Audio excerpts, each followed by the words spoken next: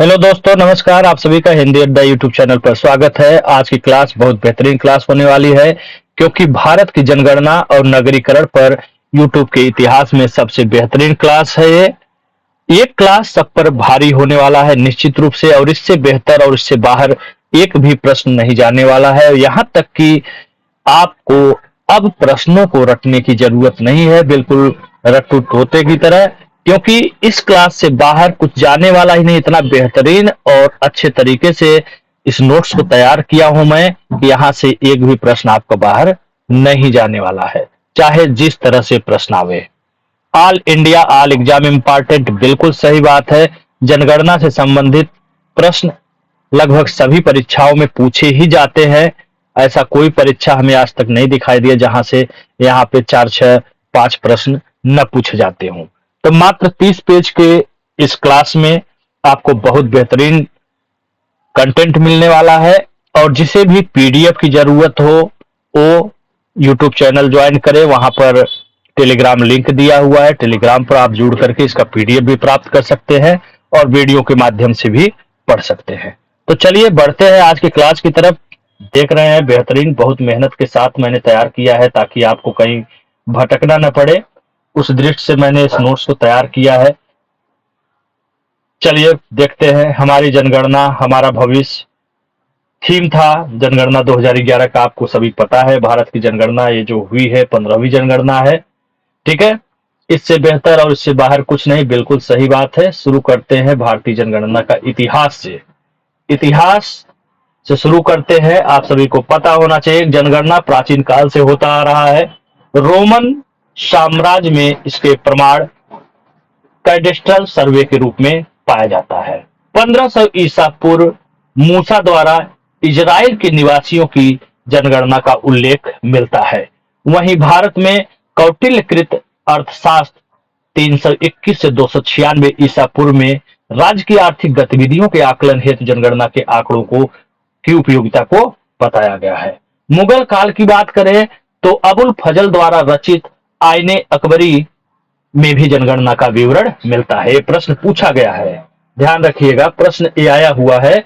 आधुनिक पद्धति एवं व्यवस्थित ढंग से सर्वप्रथम जनगणना की बात करें तो 1749 ईस्वी में स्वीडन में किया गया था। अमेरिका की बात करें सर्वप्रथम जनगणना की तो 1890 में किया गया था। वहीं इंग्लैंड में 1801 में सर्वप्रथम जनगणना की गई थी।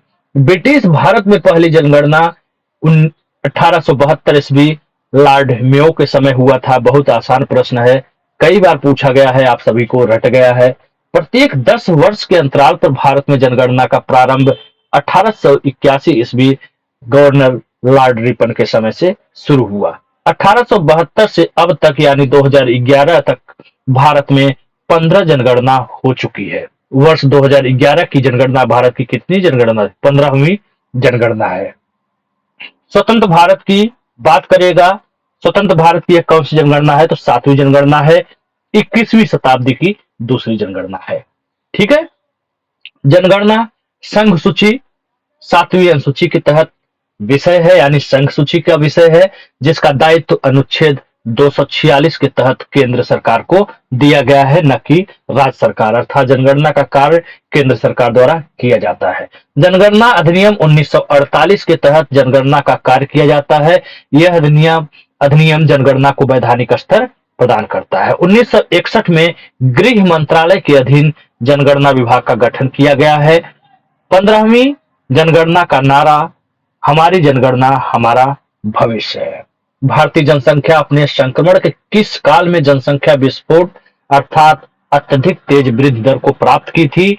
तो ध्यान रखिएगा, तृतीय अवस्था 1951 और 1981 के बीच का समय है। यह प्रश्न पूछा जा चुका है, फिर से पूछा जा सकता है, ध्यान रखिएगा। भारत में साक्षरता दर मापन की आयु क्या है? यह भी प्रश्न आ चुका है।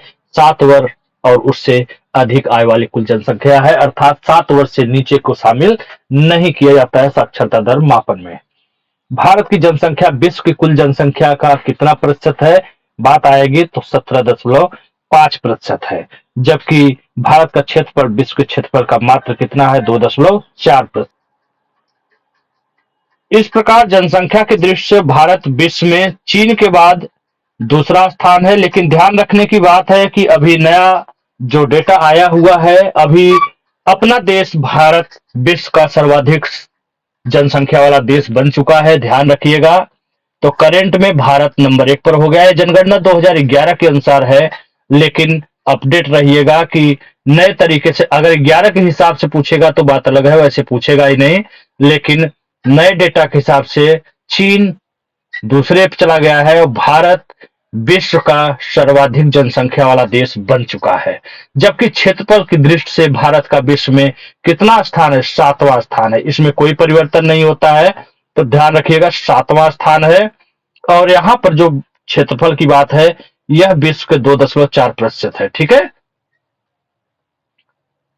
संयुक्त राष्ट्र के ताजे आंकड़े के अनुसार 2023 में जो आंकड़ा आया है संयुक्त राष्ट्र का, उसके अनुसार भारत की आबादी 142.86 करोड़ हो गई है, जबकि चीन की जनसंख्या 142.57 करोड़ है। अर्थात जनसंख्या के मामले में भारत देखिए पहला स्थान हो गया है, चीन दूसरे पे आ गया है और अमेरिका तीसरे स्थान पर है।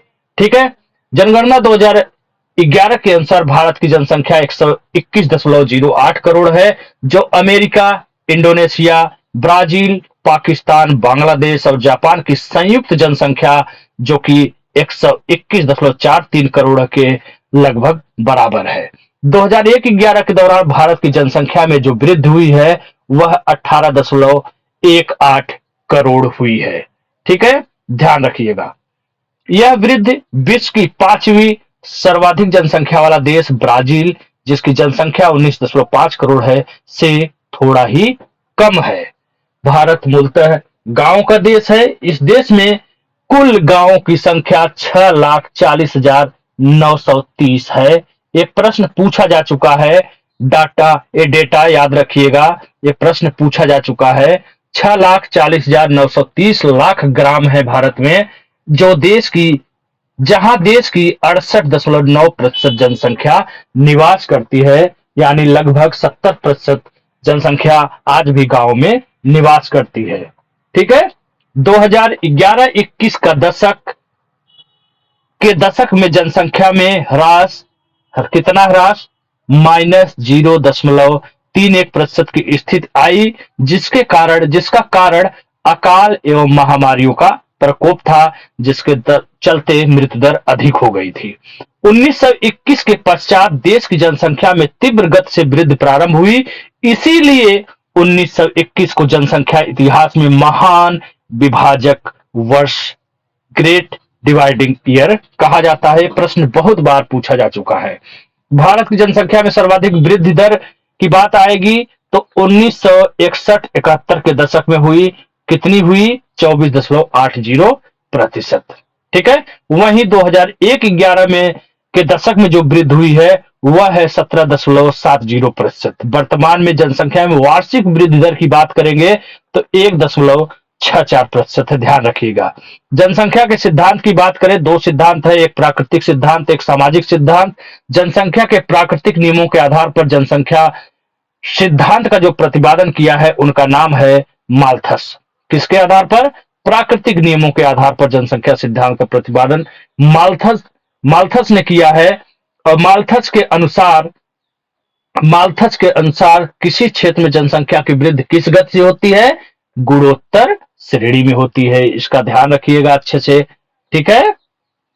सामाजिक नियमों पर जनसंख्या के सिद्धांत का प्रतिपादन करने वालों में प्रमुख है Karl Marx, Henry George, Arsene Dumont, David Ricardo. जनसंख्या और संसाधन पर विचार का इतिहास प्लेटो से प्रारंभ हुआ, किंतु इस पर व्यवस्थित विचार प्रस्तुत करने का प्रथम श्रेय रॉबर्ट माल्थस को का है। उनका विचार माल्थस का सिद्धांत कहलाता है। जननांगिकी संक्रमण की कौन सी अवस्था जननांगिकी अपरदन व जाति संहार की अवस्था कहलाती है? अगर ऐसा प्रश्न आता है तो ध्यान रखिएगा 5वीं अवस्था। भारत की जनसंख्या जननांगिकी संक्रमण के किस अवस्था से गुजर रही है? तो ध्यान रखिएगा 3री अवस्था से गुजर रही है। जननांगिकी संक्रमण सिद्धांत के प्रतिपादक कौन थे? W.S. थॉमसन 1929 और F.W. नुटस्टी 1945। जननांगीय संक्रमण की पांचवी व्यवस्था के प्रतिपादक कौन है अगर पूछा जाएगा तो उत्तर होगा आपका कोलिन क्लार्क। प्रौढ़ आयु वर्ग में कौन आता है?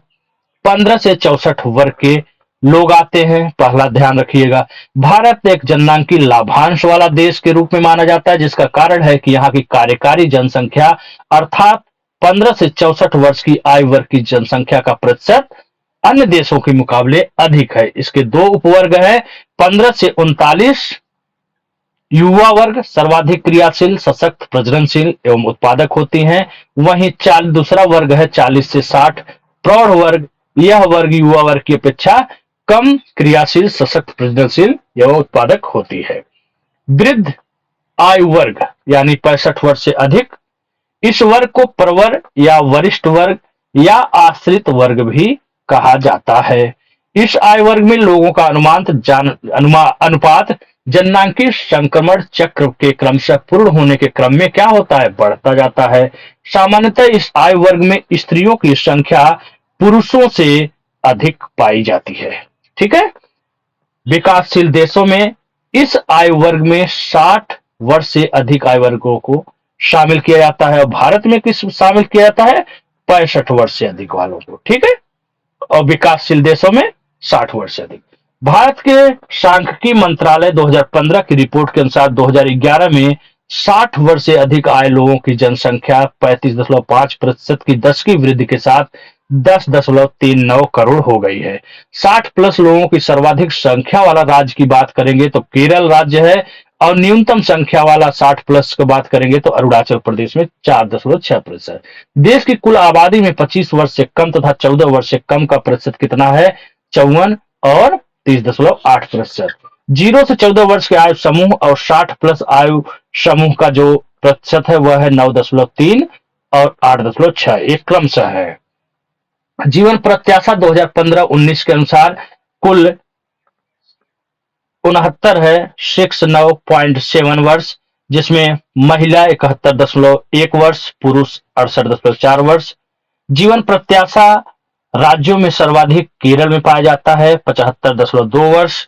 संघ राज्य या कुल राज्यों में सर्वाधिक जीवन प्रत्याशा कहाँ की है? दिल्ली की है। कितनी है? 75.9 वर्ष। जन्म दर प्रति हजार अक्सर पूछा जाता है तो सर्वाधिक जन्म दर पूछा गया है पहले भी, तो ध्यान रखिएगा बिहार का है नंबर 1 पर 25.5, दूसरा है उत्तर प्रदेश, तीसरा है मध्य प्रदेश, फिर राजस्थान। यहाँ पे प्रति हजार की बात करें तो 2020 के अनुसार है 19.5, ग्रामीण 21.1 और शहरी 16.1। न्यूनतम जन्म दर की बात करें, देखो गोवा में है 12.1, दूसरा नागालैंड 12.5, त्रिपुरा, फिर केरल है। मृत्यु दर की बात करें प्रति हजार पर 2020 में क्या था? 6.2 प्रति हजार, जिसमें ग्रामीण में था 6.4 और शहरी में 5.1। सर्वाधिक मृत्यु दर वाला जो राज्य है वह है छत्तीसगढ़। ध्यान रखिएगा, इससे बहुत नहीं पूछता है, पूछेगा भी तो शुरुआत का पहला या दूसरा, तो ध्यान रखिएगा छत्तीसगढ़, उड़ीसा। न्यूनतम मृत्यु दर वाला जो राज्य है वह है नागालैंड 3.7, दूसरा सिक्किम, मिजोरम, मणिपुर। शिशु मृत्यु दर की बात करें, जन्म से 1 माह के अंदर जो मृत्यु होती है इसे शिशु मृत्यु दर कहा जाता है। प्रति हजार में यह व्यक्त किया जाता है। शिशु मृत्यु दर जो है 2020 के अनुसार वह है 28, ग्रामीण में 31 और शहरी में 19। ठीक है। सर्वाधिक शिशु मृत्यु दर वाला जो राज्य है वह है मध्य प्रदेश 43, दूसरा है उत्तर प्रदेश, छत्तीसगढ़ साथ में 38, गोवा, असम। न्यूनतम शिशु मृत्यु दर वाला जो राज्य है वह है मिजोरम मात्र 3, नागालैंड 4, गोवा, सिक्किम 5। बालक मृत्यु दर 0 से 4 प्रति 1000 जीवित जन्म 2020 के अनुसार 7.9 है। बालिका मृत्यु दर 8.1 है। मातृत्व मृत्यु दर इस समय 97 है। कुल प्रजनन दर की बात करें प्रति महिला औसतन तो 2 है, करेक्ट 2 है। ये प्रश्न पूछा गया था पिछली बार, कोई 2.1 करके आया था, कोई कुछ करके आया है, गलत हो गया था। ग्रामीण में 2.2 है और शहर में 1.1 है। शीर्ष प्रजनन दर वाला जो राज्य है वह देखो भैया, पहला राज्य है बिहार। ये भी प्रश्न पूछा गया है पहले पीसीएस वगैरह में, तो बिहार पहला है दूसरे स्थान पर उत्तर प्रदेश 2.7% के साथ है। ध्यातव्य है कि प्रजनन के प्रतिस्थापन स्तर पर पहुंचने के लिए जनसंख्या की कुल प्रजनन दर कितनी होनी चाहिए? 2.1। ये भी प्रश्न पूछा गया है। राष्ट्रीय स्वास्थ्य नीति 2017 जो बनाया गया था उसके अनुसार पिछला राष्ट्रीय स्वास्थ्य नीति 2002 के बाद यह नई स्वास्थ्य नीति 15 वर्ष के अंतराल पर अस्तित्व में आई है। ध्यान रखिएगा 2002 के 15 वर्ष बाद 2017 की नई राष्ट्रीय स्वास्थ्य नीति आई है। इसके कुछ महत्वपूर्ण बिंदु हैं जो इसमें लक्ष्य रखा गया है, वो ध्यान रखने की बात है। नीति में स्वास्थ्य व्यय को जीडीपी के 2.5% तक बढ़ाने का प्रस्ताव है। 2025 तक, ध्यान रखिएगा 2025 तक जन्म के समय जीवन प्रत्याशा को वर्तमान 67.66 वर्ष से कितना बढ़ाकर करना है? 70 करना है। 2025 तक राष्ट्रीय एवं उपराष्ट्रीय स्तर पर कुल प्रजनन दर को कितना करना है? 1 करना है। ध्यान रखिएगा 2025 पूछ देगा तो 1 करना है। 2025 तक क्षय रोग अर्थात टीबी का उन्मूलन करने का लक्ष्य रखा गया था। 2025 तक दृष्टिहीनता की व्यापकता को घटाकर 1000 करना तथा रोगियों की संख्या घटाकर 1/3 करना है। 2025 तक हृदय वाहिका रोग, मधुमेह, सांस के पुराने रोगों से होने वाली अकाल मृत्यु को घटाकर कितना करना है? 25%। 2025 तक मृत जन्म लेने वाले बच्चों की दर को कम करके कितना करना है? 1 अंक करना है। 2025 तक 5 वर्ष से कम आयु के बच्चों में मृत्यु दर कम करके कितना करना है? 23 तथा मातृ मृत्यु दर की वर्तमान 167 को 2020 तक घटाकर 100% करना है। चलिए अब आते हैं मेन मुद्दे पर, जहां से प्रश्न आता है भारत एवं उसके राज्य की बात करें तो ध्यान रखिएगा भारत एवं इसके राज्यों में सबसे बड़ा राज्य, बच्चों वाला प्रश्न है, राजस्थान है। सबसे छोटा राज्य, क्षेत्रफल की बात हो रही है यहाँ पर, गोवा है। सबसे बड़ा केंद्र शासित प्रदेश अंडमान निकोबार, सबसे छोटा केंद्र शासित प्रदेश लक्षद्वीप है। सबसे बड़ा राज्य जनसंख्या की दृष्टि से यहाँ बात हो रही है तो उत्तर प्रदेश है। सबसे छोटा राज्य सिक्किम है। सबसे बड़ा केंद्र शासित राज्य जनसंख्या के हिसाब से दिल्ली है। सबसे छोटा केंद्र शासित जनसंख्या के हिसाब से लक्षद्वीप है। ठीक है। जनसंख्या की दृष्टि से देश में सर्वाधिक बड़े 2 जिले, ध्यान रखिएगा इसको कम लोग जानते हैं, थाने महाराष्ट्र और दूसरा है उत्तरी 24 परगना पश्चिम बंगाल।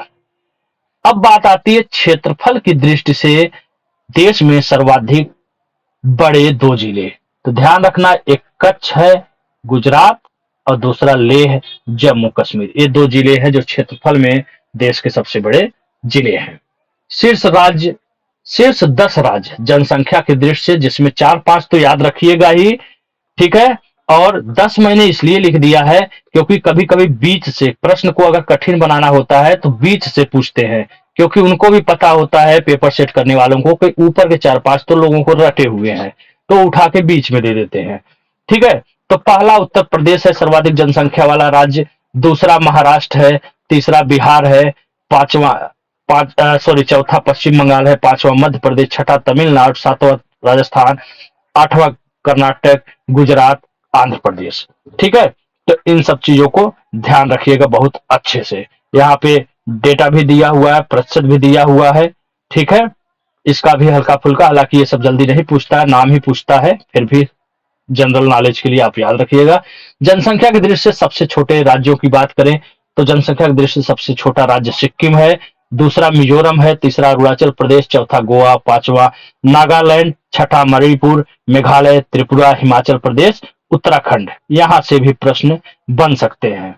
ठीक है। चलिए क्षेत्रफल की दृष्टि से बड़े राज्यों की बात करें तो देखिए सबसे बड़ा राज्य क्षेत्रफल की दृष्टि से कौन है? राजस्थान है। दूसरा कौन है? मध्य प्रदेश है। तीसरा कौन है? महाराष्ट्र है। चौथे स्थान पर उत्तर प्रदेश है, 5वां गुजरात, छठा कर्नाटक, 7वां आंध्र प्रदेश, 8वां उड़ीसा, 9वां छत्तीसगढ़ और तमिलनाडु। क्षेत्रफल की दृष्टि से सबसे छोटे राज्यों की बात करें तो गोवा क्षेत्रफल की दृष्टि से सबसे छोटा राज्य है, दूसरा सिक्किम, तीसरा त्रिपुरा, चौथा नागालैंड, मिजोरम, मणिपुर, मेघालय, केरल, हरियाणा, पंजाब। प्रश्न यहां से भी बनता है, ऊपर के तो सभी रट लेते हैं, नीचे में वाले में फंसते हैं। जैसे समीक्षा अधिकारी मुख्य परीक्षा की बात करें तो कभी कभी प्री परीक्षा तो जीएस में हल्का आता है लेकिन मेंस में कठिन कर देते हैं, या प्री कठिन कर देते हैं तो मेंस हल्का कर देते हैं। तो वहां पर ऐसे पोर्शन से प्रश्न उठाते हैं, न कि ऊपर से उठाते हैं। इसलिए ऊपर का तो 4-5 याद ही रखना है, नॉर्मल सी बात है, लेकिन नीचे का अगर याद आप रखते हैं तो आप बहादुर हैं। ठीक है, चलिए भैया, बिहार वाले ध्यान रखिएगा, 12वें स्थान पर है। किस मामले में?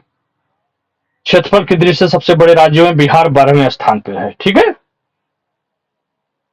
जनसंख्या की दृष्टि से 3 बड़े केंद्र शासित प्रदेश की बात करें तो देखिए, दिल्ली, जम्मू कश्मीर और पुडुचेरी है। अब बात करेंगे जनसंख्या की दृष्टि से सबसे 3 छोटे प्रदेश की, तो लक्षद्वीप, लद्दाख, अंडमान निकोबार है। ठीक है, अब बात करते हैं भैया क्षेत्रफल की दृष्टि से। ये तो जनसंख्या की दृष्टि से हो गया। क्षेत्रफल की दृष्टि से 3 बड़े केंद्र शासित प्रदेश की बात करेंगे।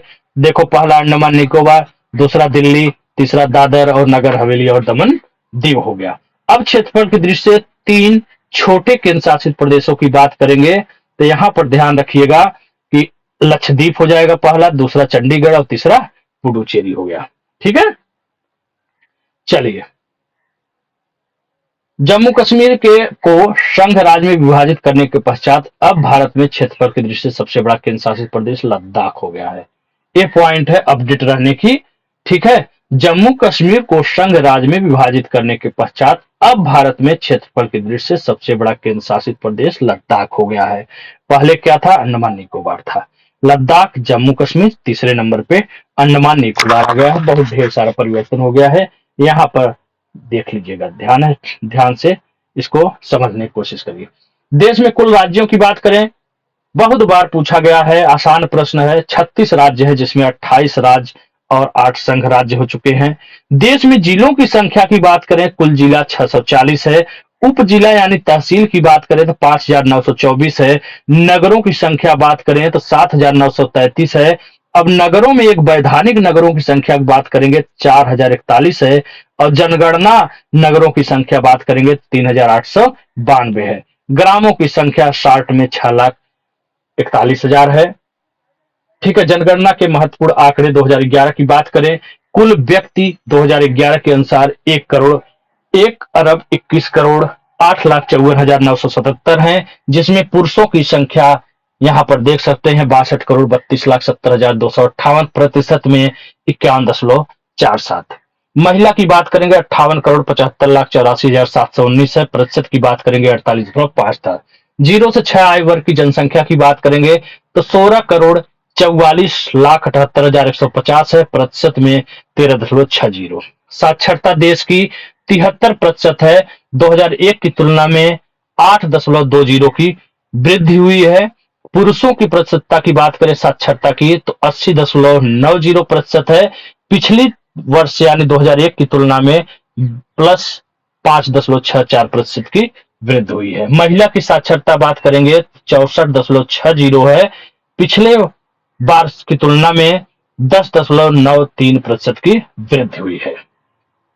लिंगानुपात की बात करें तो 943 लिंगानुपात है 1000 पर, पिछले साल से 10 की वृद्धि हुई है। सर्वाधिक लिंगानुपात 1901 में रहा है 972, और न्यूनतम लिंगानुपात 1991 में रहा है 927। ध्यान रखिएगा, कभी कभी प्रश्न यहां से पूछ लिया जाता है, और यहां से भी प्रश्न पूछ लिया जाता है, यहां से कौन सा सुमेलित सही नहीं है। ठीक है, 1921 में इतना 42 ये सब डेटा दिया हुआ है। इसका पीडीएफ आप लोग प्राप्त कर लीजिएगा, बढ़िया से पढ़ लीजिएगा इसको। जनघनत्व की बात करें 382 प्रति वर्ग किलोमीटर है, 2001 से 57 की वृद्धि हुई है। दशक में प्रतिशत वृद्धि कितनी हुई है? 17.70% की वृद्धि हुई है, 2001 की तुलना में कमी हुई है कितनी? 3.8% की। वार्षिक वृद्धि दर की बात करें तो 1.64 है, 2001 की तुलना में माइनस 0.33 कमी हुई है। नगरीय प्रतिशत की बात करें तो नगरीय प्रतिशत आपको पता होना चाहिए कि जब ग्रामीण को पहले ही पता चल गया 68.90, तो आप देख लीजिए 31 बच्चा कितना 31.10%। ये है नगरीय प्रतिशत और ये है वर्तमान में ग्रामीण प्रतिशत।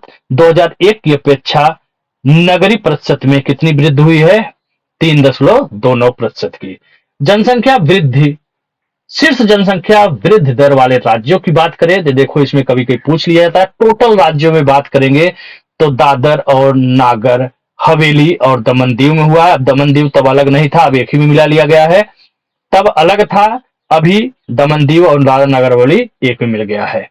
ठीक है, तो यहाँ पे कुल राज्यों में टोटल 36 राज्यों की बात किया जाएगा तो सबसे ज्यादा दादर और नगर हवेली में 55.88% वृद्धि हुई थी, फिर दमन दीव पंडुचेरी। अब बात करते हैं राज्यों की, तो राज्यों में देख लो भैया, मेघालय में सर्वाधिक जनसंख्या वृद्धि हुई है। कितनी हुई है?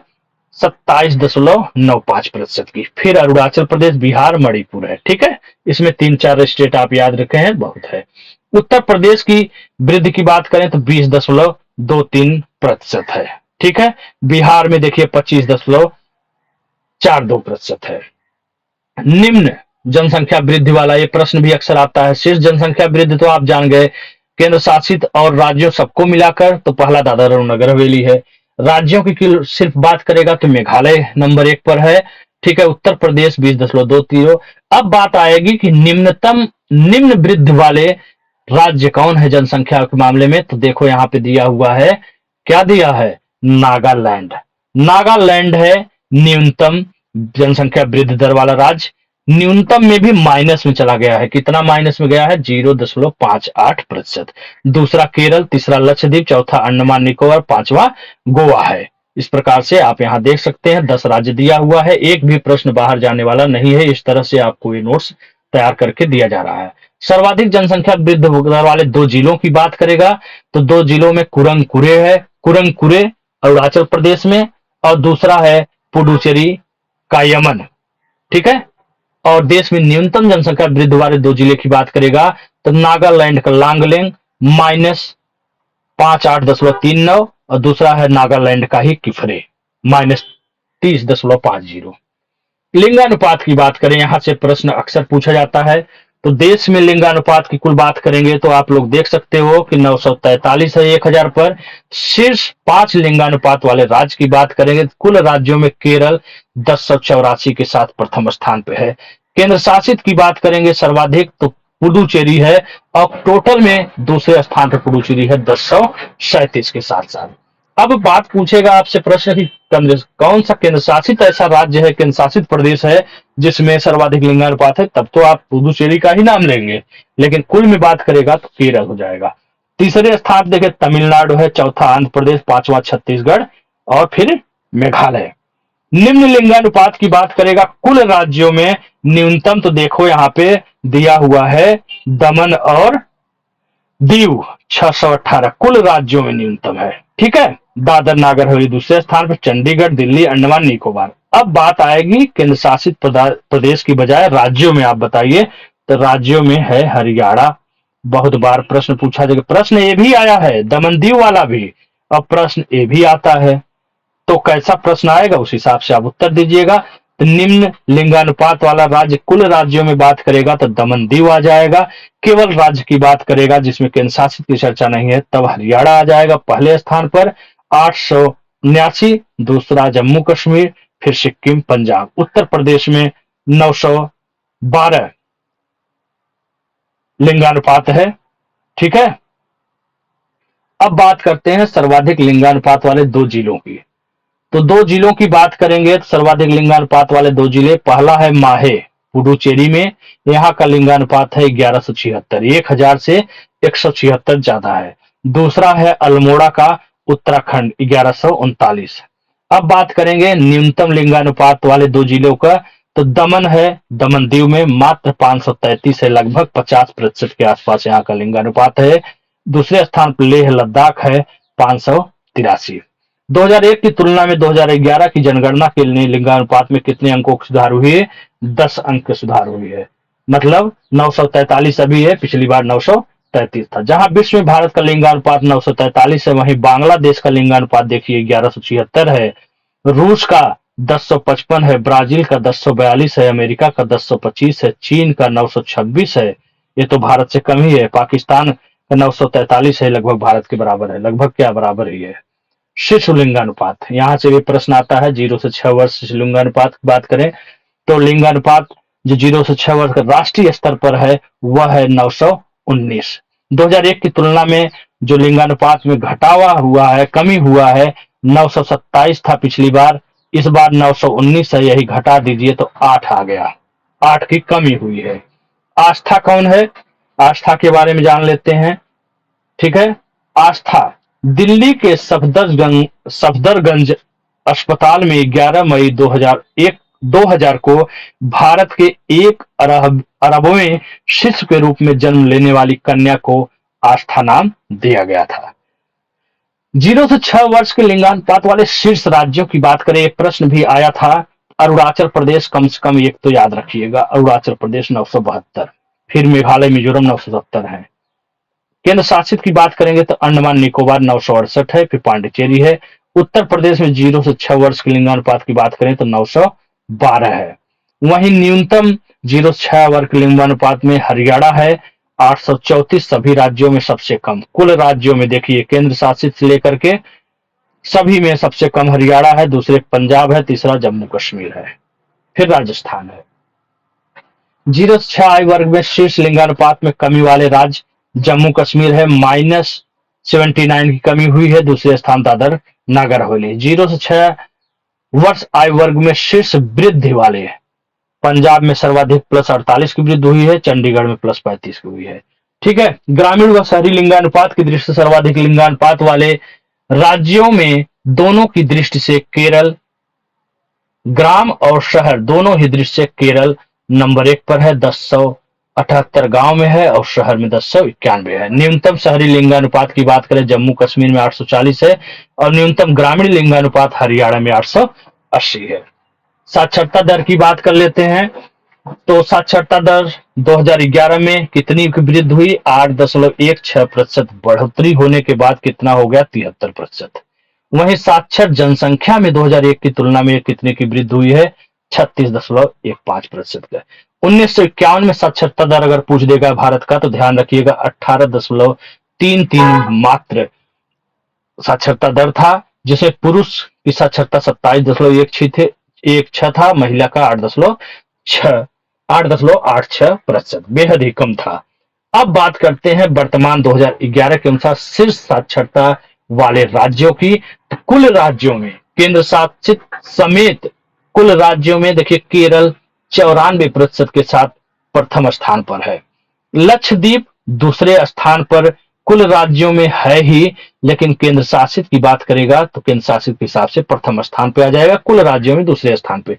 तीसरे स्थान पे मिजोरम है, चौथे स्थान पे गोवा है, पांचवें पे त्रिपुरा है, छठे पे दमन दीव है, सातवें पे अंडमान निकोबार, आठवां दिल्ली, चंडीगढ़, पांडुचेरी, हिमाचल प्रदेश। तो इतना तो याद रखिएगा, यहां से प्रश्न पूछ देता है। ठीक है, केरल, लक्षद्वीप, मिजोरम, गोवा, त्रिपुरा। अगर लक्षद्वीप वहां केंद्र शासित की बात नहीं करेगा तो केरल, दूसरा स्थान आ जाएगा मिजोरम का। न्यूनतम साक्षरता दर वाले राज्य की बात करें तो बिहार न्यूनतम साक्षरता वाला राज्य है, 61.8% वहां साक्षरता है, सभी राज्यों में सबसे कम है। दूसरा अरुणाचल प्रदेश, तीसरा राजस्थान, चौथा झारखंड, पांचवा आंध्र प्रदेश, जम्मू कश्मीर, सातवें स्थान पर उत्तर प्रदेश है 67.7% के साथ, फिर मध्य प्रदेश है। देश के सर्वाधिक, हाँ यहाँ देखिए केंद्र शासित प्रदेश में सबसे कम जो साक्षरता है वह है दादर नगर हवेली का 76.2%, फिर पुडुचेरी, फिर चंडीगढ़ है। देश में 2 सर्वाधिक साक्षर जिले की बात करेंगे तो बहुत अच्छे से ध्यान रखिएगा, यहाँ से प्रश्न आ सकता है। सर्वाधिक जो साक्षर जिला है देश का उसमें नंबर 1 पर है सरचिप, जो कि मिजोरम में है, वहां की साक्षरता 98.76% है। दूसरा अजवाल है, ये भी मिजोरम में है, वहां की साक्षरता 98.50 है। अब बात आएगी न्यूनतम साक्षरता वाले 2 जिले कौन से हैं, तो पहला अलीराजपुर मध्य प्रदेश, मात्र 37.22% वहां की साक्षरता है। दूसरा बीजापुर छत्तीसगढ़ है। ये प्रश्न अलीराजपुर वाला आ चुका है पहले भी। अब बात करते हैं सर्वाधिक पुरुष साक्षरता, सर्वाधिक महिला साक्षरता। ठीक है, तो यहां ध्यान रखना भैया, सर्वाधिक पुरुष साक्षरता की बात हो रही है। ठीक है, एक प्रश्न भी क्रम से पूछ देता है कभी कभी, तो यहाँ पे बहुत अच्छे से ध्यान रखिएगा। ठीक है, सर्वाधिक पुरुष साक्षरता वाला राज्य number 1 Kerala, number 2 Lakshadweep, number 3 Mizoram, number 4 Goa, फिर 5वें पे है त्रिपुरा। यहाँ पे क्या है, सर्वाधिक महिला साक्षरता, महिला में भी नंबर 1 पे केरल है, दूसरे पे लेकिन देखो यहाँ पे बदल गया, मिजोरम आ गया और लक्षद्वीप तीसरे पे आ गया, गोवा और त्रिपुरा की वही स्थिति है जो यहाँ पर है, वही यहाँ पे स्थिति है। परिवर्तन, ये भी स्थिति सेम है, बस यहाँ पे थोड़ा सा परिवर्तन आया है, यहाँ पे क्रम बदल गया है। तो ध्यान रखिएगा इसके हिसाब से, सर्वाधिक पुरुष साक्षरता, सर्वाधिक महिला साक्षरता, क्रम पूछ दिया जाता है, तो यहाँ पे अपना उत्तर उचित दीजिएगा। ठीक है, अब बात कर लेते हैं न्यूनतम पुरुष साक्षरता और न्यूनतम महिला साक्षरता। देखिए, ठीक है, तो यहाँ पे बात करते हैं तो न्यूनतम पुरुष साक्षरता वाला राज्य भी बिहार है और न्यूनतम महिला साक्षरता वाला राज्य भी बिहार है। दूसरे स्थान से देखो बदल गया है दोनों में। पुरुष में दूसरे स्थान पर अरुणाचल प्रदेश आ गया, तीसरा आ गया आंध्र प्रदेश, चौथा आ गया मेघालय। वहीं महिला में दूसरे स्थान पर बिहार के बाद राजस्थान आ गया, तीसरे पे झारखंड है, चौथे पे जम्मू कश्मीर, पांचवें पे उत्तर प्रदेश है। ठीक है, यहाँ पर ध्यान रखिएगा। अब बात करते हैं सर्वाधिक पुरुष स्त्री स्त्री साक्षरता दर में अंतर कहाँ मिलता है, तो वह है राजस्थान राज्य में, जहां पे सर्वाधिक अंतर मिलता है 27.1, दूसरा है झारखंड। अब बात आती है न्यूनतम स्त्री पुरुष साक्षरता दर में अंतर कहाँ मिलता है, मेघालय में कितना अंतर है, मात्र 3.1% का। फिर मिजोरम, केरल में 4%। निरक्षर व्यक्तियों की सर्वाधिक वृद्धि कहाँ हुई है, किस राज्य में हुई है, राजस्थान में हुई है। और सर्वाधिक कमी कहाँ हुई निरक्षर की, उत्तर प्रदेश में। कितनी कमी हुई है, 74,24,572 की। ठीक है, चलिए, वर्तमान में 2011 भारत में कितने लोग साक्षर हैं, जनसंख्या के हिसाब से 76.34 करोड़ लोग साक्षर हैं। 2001-11 दशक में निरक्षर लोगों की संख्या में कितने की कमी हुई है, 3.11 करोड़ का। ये प्रश्न भी आया हुआ है। ठीक है, चलिए आगे बढ़ते हैं। 2011 की जनगणना में पुरुष की अपेक्षा महिला साक्षरता जनसंख्या प्रतिशत वृद्धि अधिक रही है। साक्षर स्त्रियों की संख्या 2011 में कितना है, 32.88 करोड़। कुल साक्षरता यहाँ देखिए 73% दिया है, पुरुषों का 80.9, महिलाओं का 64.6। कोई भी व्यक्ति यदि वह पढ़ लिख सकता है तो उसे साक्षर माना जाता है, यही साक्षरता की परिभाषा है। जनघनत्व की बात करें, जनघनत्व का तात्पर्य जनसंख्या एवं धरातल के एक अनुपात से है। भारत का जनघनत्व 382 व्यक्ति प्रति वर्ग किलोमीटर है। 2001-11 के दशक में जनघनत्व में कितने की वृद्धि हुई है, 57 की हुई है। वहीं 1911-21 के दशक में जनघनत्व में वृद्धि ऋणात्मक रही थी, कितनी ऋणात्मक, -1.2। इसके अतिरिक्त प्रत्येक दशक में वृद्धि की प्रवृत्ति देखी गई है। सर्वाधिक जनघनत्व वाले राज्य, यहां से देखो प्रश्न भैया आता है और बहुत बेहतरीन तरीके से आता है। ठीक है, तो कुल राज्यों में देखो, यहाँ केंद्र शासित प्लस सभी राज्य में प्रथम स्थान पर दिल्ली है। फिर देखो चंडीगढ़ है, पुडुचेरी, दमन दीव, लक्षद्वीप।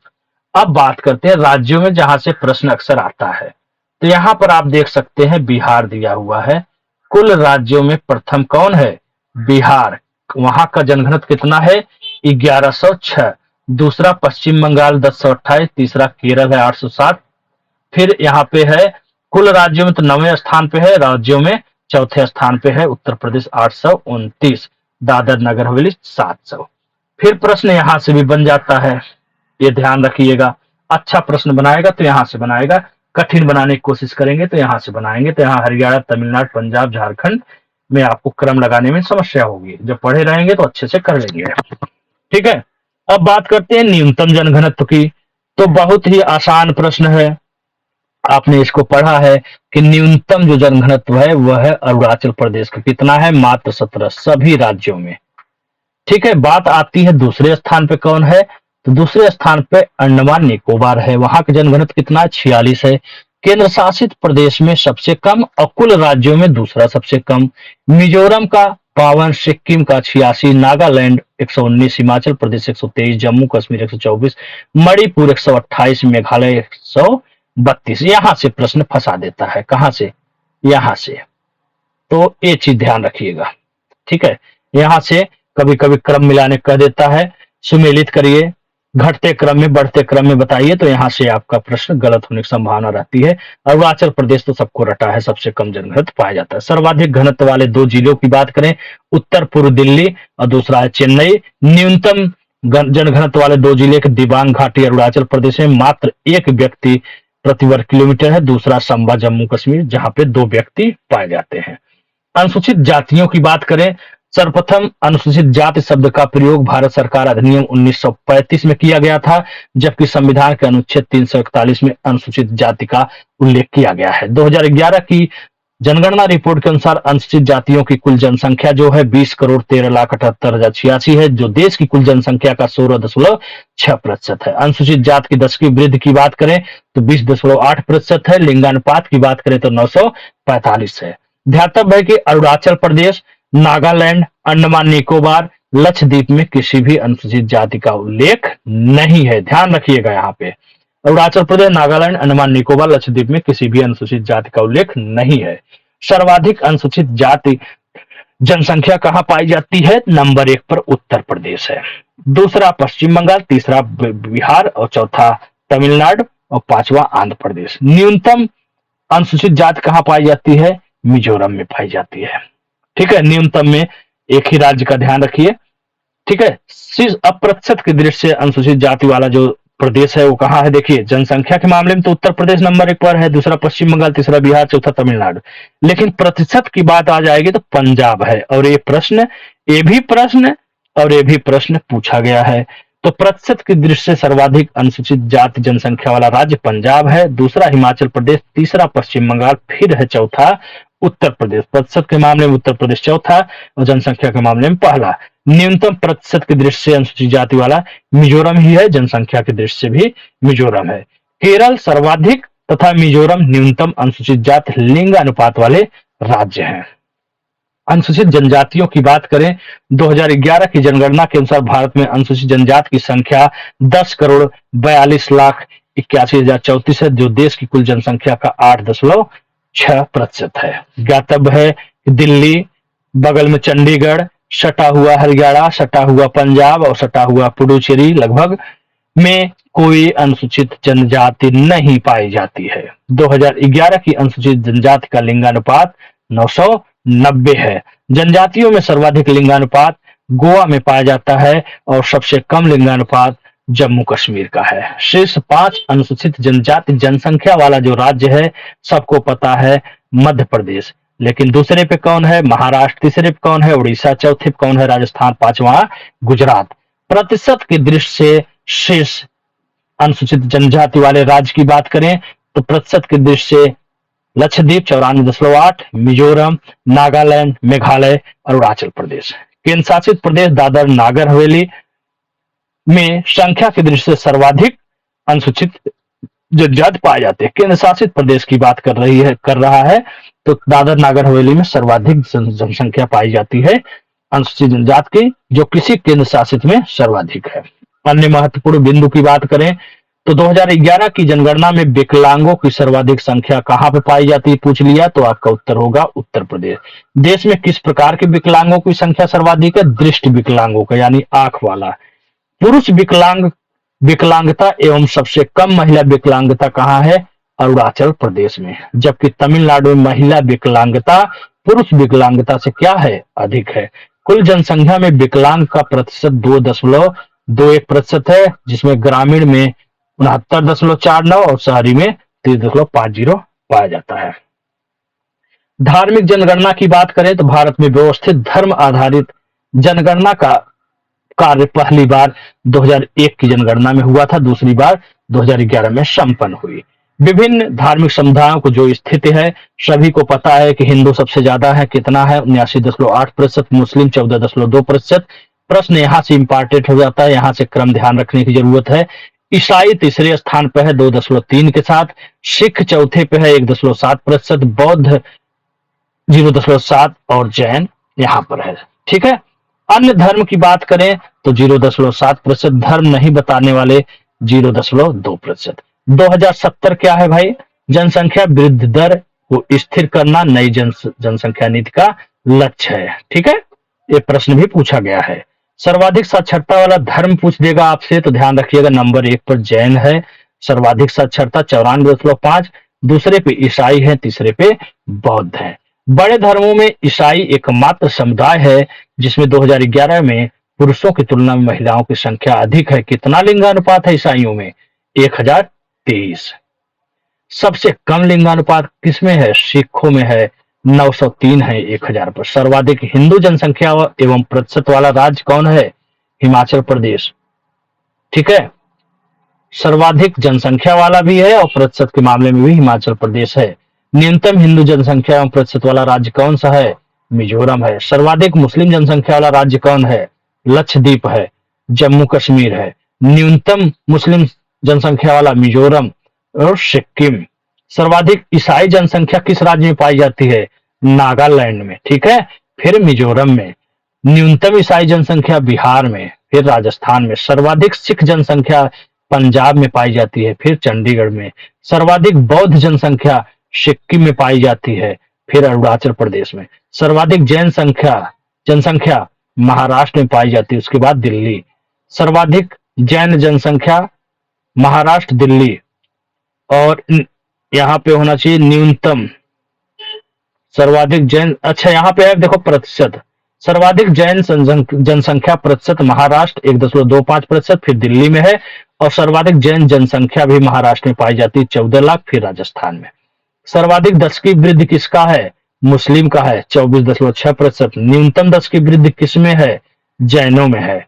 हिंदू, सिख तथा बौद्ध धार्मिक दशकीय वृद्धि,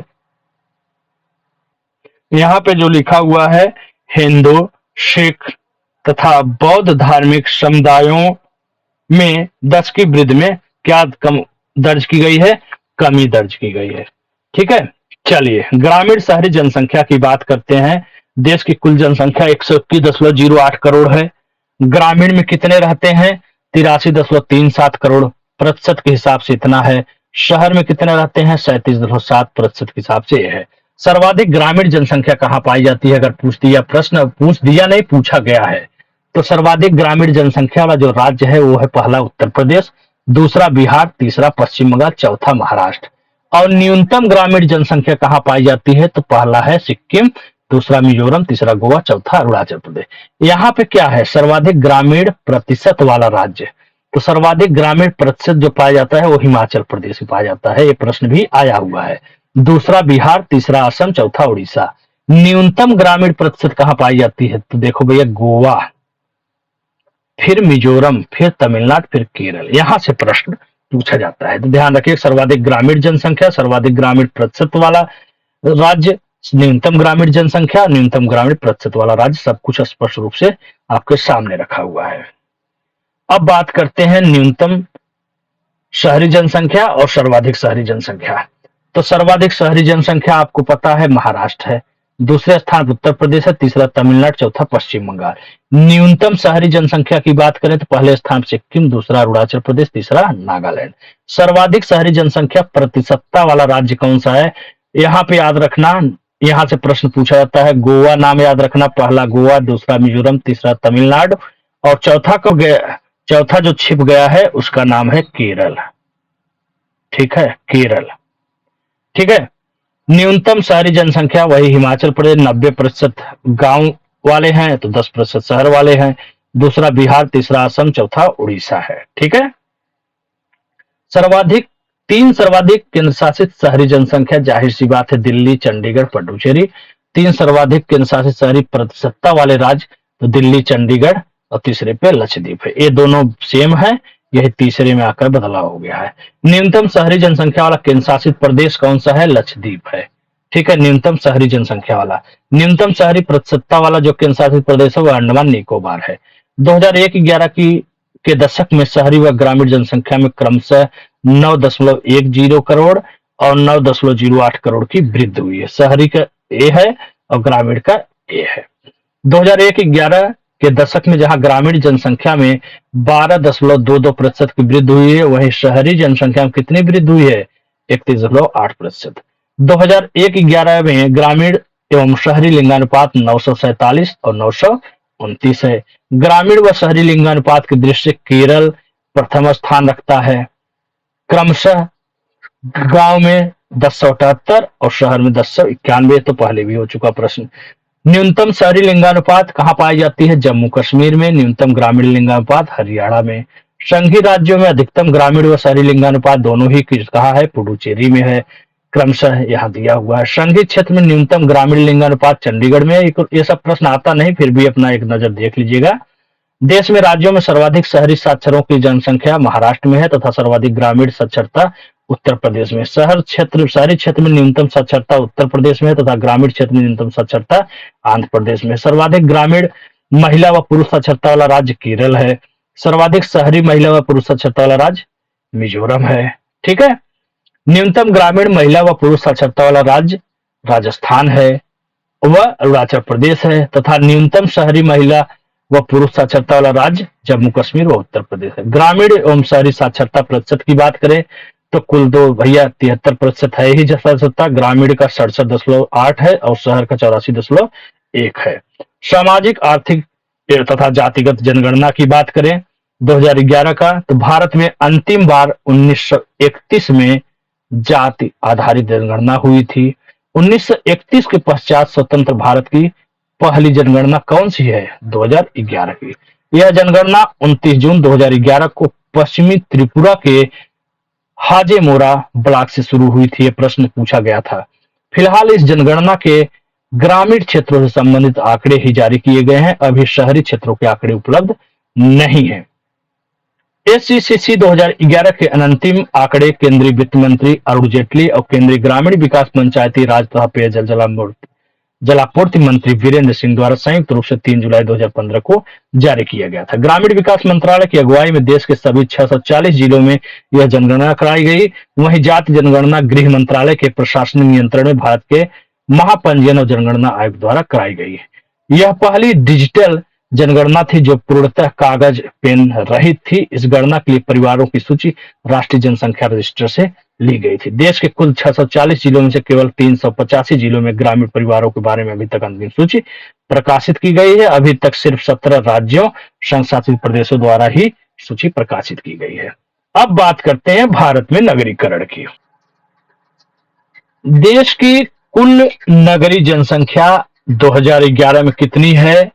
यहाँ देख सकते हैं 37,71,06,125 या 377.1 मिलियन या 31.1%। 2001 की तुलना में शहरी जनसंख्या में कितने प्रतिशत की वृद्धि हुई? तो आप बताएंगे 3.4% की वृद्धि। नगरीय अधिवासित क्षेत्रों में कार्मिक दृष्टि से किन कार्यों की प्रधानता होती है? गैर प्राथमिक कार्यों की। प्राथमिक कार्यों में कृषि, मछली पालन, ये सब चीजें आती हैं।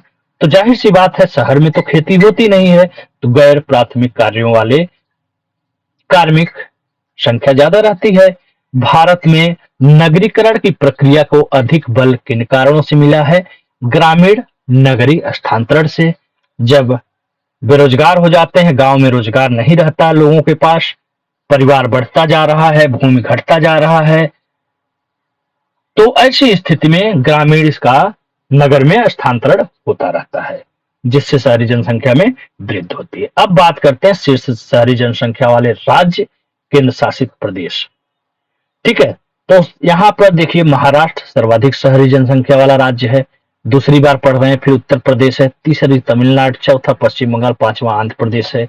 निम्न नगरीय जनसंख्या वाले राज्य की बात करें तो लक्षद्वीप है कुल राज्यों में, दूसरा अंडमान, और टोटल केवल राज्यों की बात करेंगे तो सिक्किम है निम्नतम नगरीय जनसंख्या वाला, दूसरे स्थान दादर नगर हवेली और दमन दीव। तो ध्यान रखना, राज्य में न्यूनतम नगरीय जनसंख्या पूछेगा तो आप उत्तर दोगे सिक्किम, कुल राज्यों में पूछेगा तो आप उत्तर दोगे लक्षद्वीप। ठीक है, यहाँ पर इसका ध्यान रखिएगा। शेष शहरी जनसंख्या प्रतिशत वाला कुल मिलाकर के केंद्र शासित प्रदेशों के साथ तो नंबर 1 पर तो दिल्ली आ जाएगा, फिर चंडीगढ़, लक्षद्वीप, दमन दीव हो गया।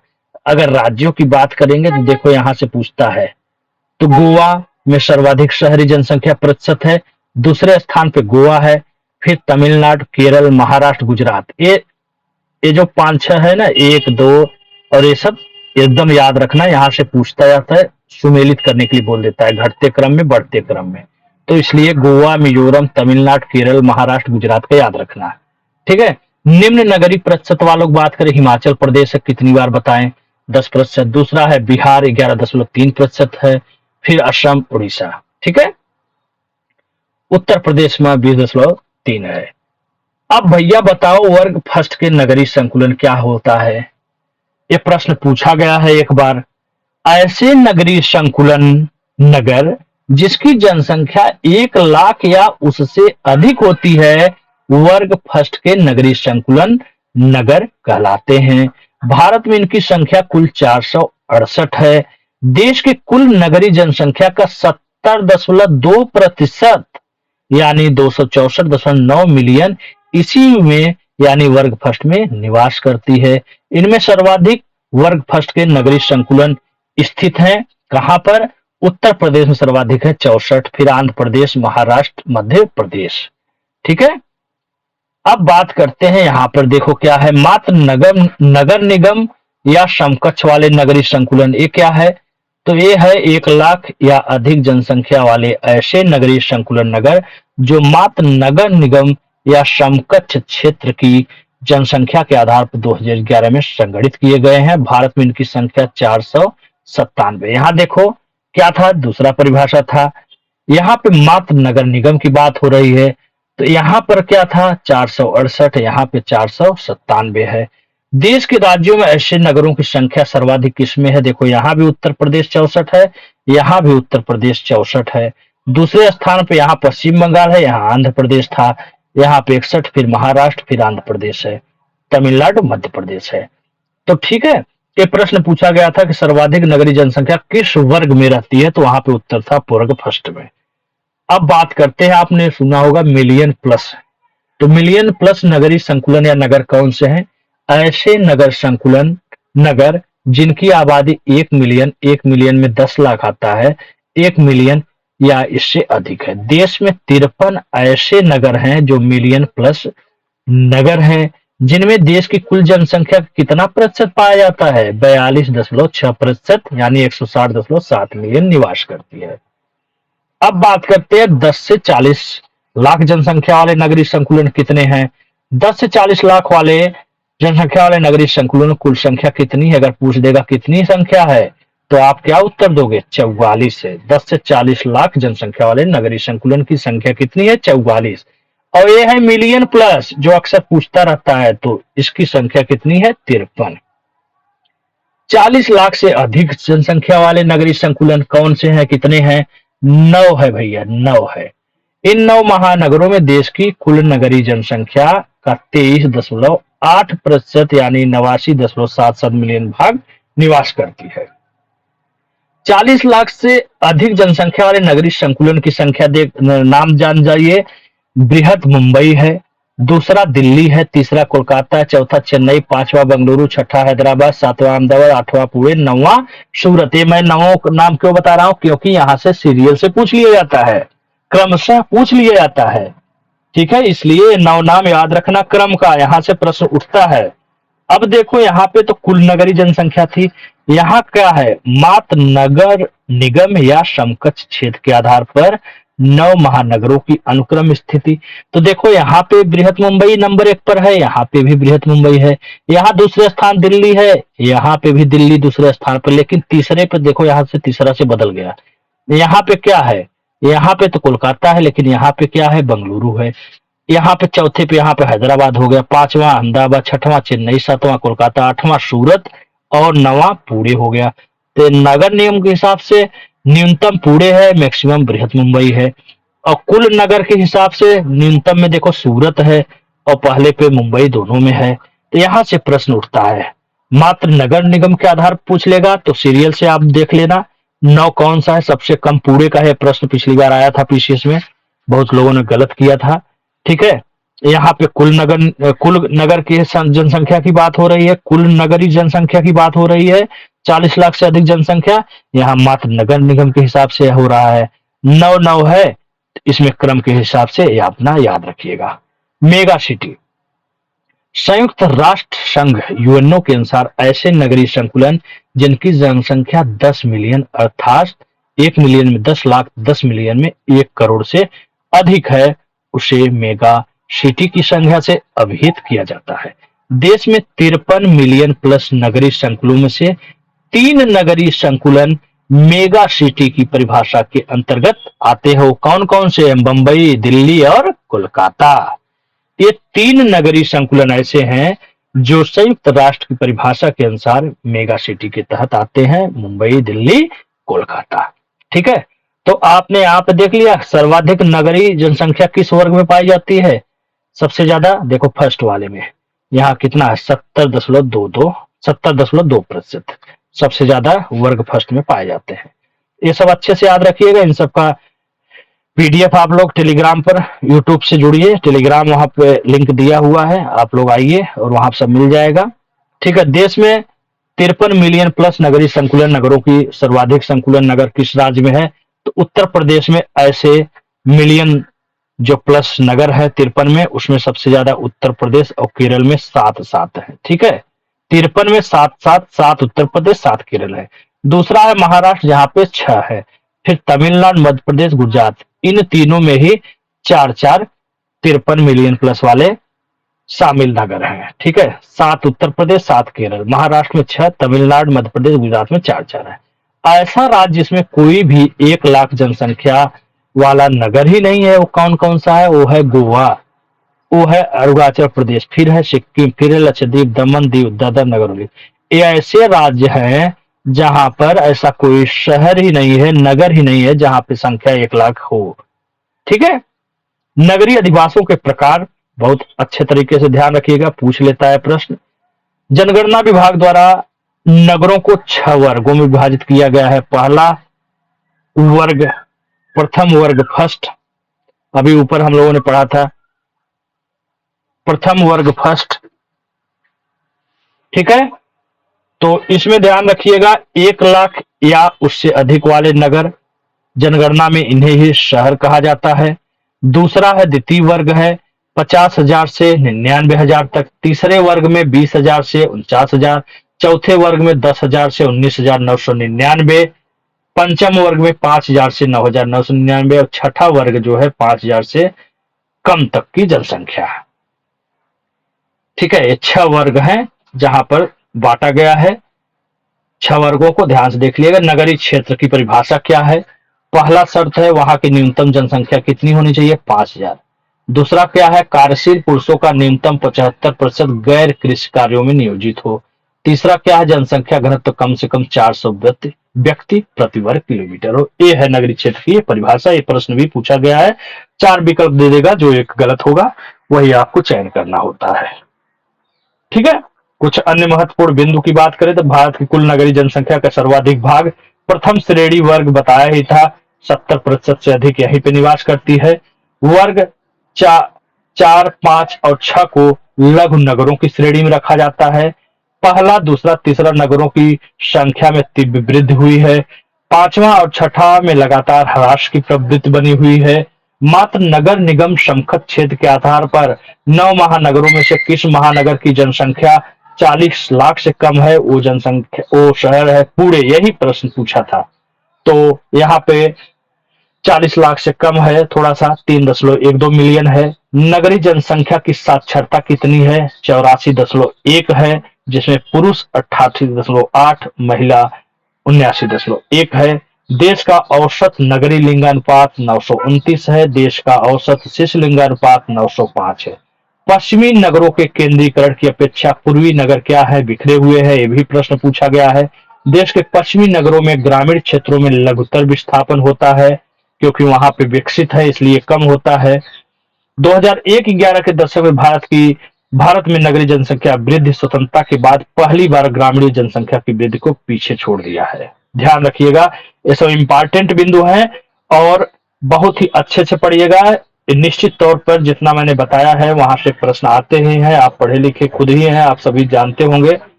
पीवाईक्यू को सॉल्व करेंगे तो मिल जाएगा, आर्थिक पूर्वावलोकन सॉल्व करेंगे या पीवाईक्यू तो उसमें देखेंगे आधा का आधा किताब जनसंख्या पर ही आधारित प्रश्नों पर है और हर परीक्षा में पूछा जाता है, पूछा जाता रहेगा। ठीक है, चलिए फिर मिलते हैं ऐसे ही बेहतरीन वीडियो के साथ। हिंदी का बैच जल्द ही शुरू किया जाएगा। अभी हम काम कर रहे हैं उस पर, नोट्स वगैरह तैयार कर रहे हैं, अपना हैंड राइटिंग से ही करते हैं काम। हमारे पास बहुत ज्यादा सुविधाएं अभी नहीं है, नया नया चैनल है तो मेहनत करता हूं आपके लिए।